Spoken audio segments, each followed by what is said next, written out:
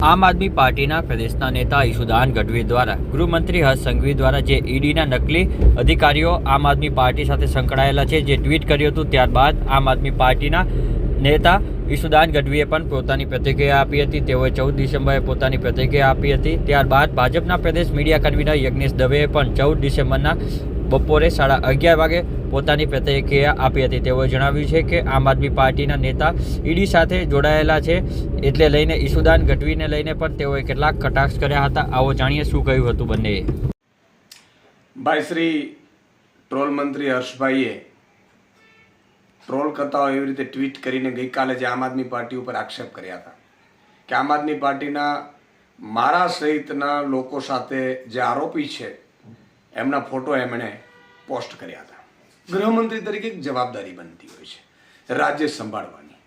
તમે નકલી ઈડી, નકલી સીબીઆઈ, નકલી પીએમઓ, નકલી સીએમઓ, નકલી કલેક્ટરો, નકલી ડેપ્યુટી કલેક્ટરો, આઈએએસ, નકલી આઈપીએસ, નકલી કચેરીઓ, નકલી અદાલત, નકલી જજ બને છે ત્યારે તમે શું કરો છો?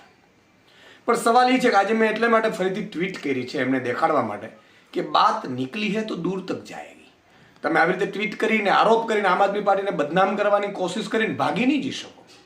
કાં તો તમે ખુલ્લી ડિબેટની ચેલેન્જ સ્વીકારો અને કાં પુરાવા લઈને આવો, અથવા તો આજે મેં એટલે માટે ટ્વીટ કરી છે કે આ જ આરોપી જે ઈડીના છે આમ આદમી પાર્ટીના કોઈ હોદ્દેદાર નથી.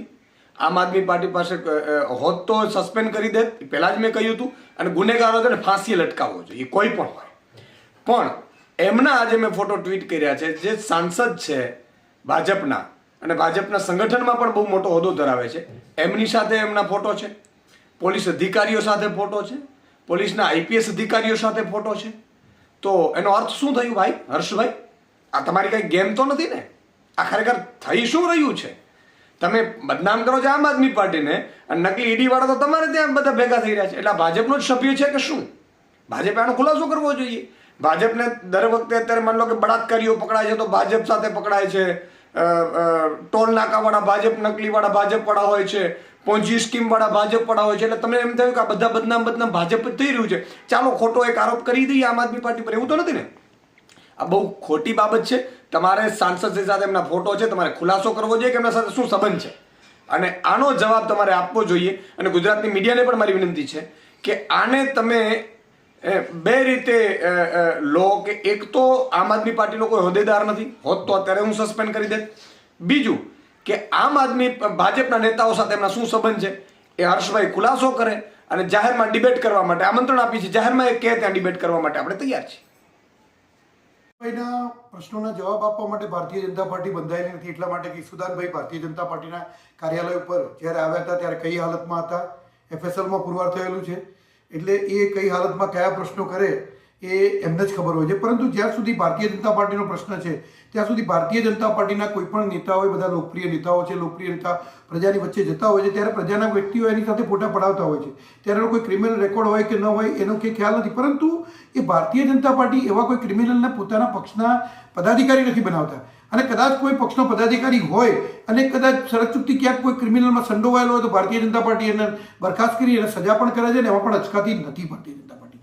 ગુજરાતની અંદર ભૂપેન્દ્રભાઈ પટેલના નેતૃત્વ હેઠળની સરકારમાં આજે આદરણીય હર્ષભાઈ સંઘવીના સીધા માર્ગદર્શન જે પ્રમાણે ગુનાખોરીને ડામવાનું કામ ગુજરાત સરકાર કરી રહી છે એ ખરેખર કાબિલેદાદ છે. અને એમાં જ્યારે નકલી ઈડી બની અને આમ આદમી પાર્ટીનો મહામંત્રી પકડાતો હોય કચ્છનો, ત્યારે ઈશુદાનભાઈ લાજવાની જગ્યાએ ગાજી રહ્યા છે. એ વ્યક્તિ પોતે કબૂલાત કરે છે કે જે હું નકલી ઈડી બનીને પૈસા ખંખેરતો હતો એના 10% ભાગ હું આમ આદમી પાર્ટીના નેતાઓને આપતો હતો ગુજરાતના.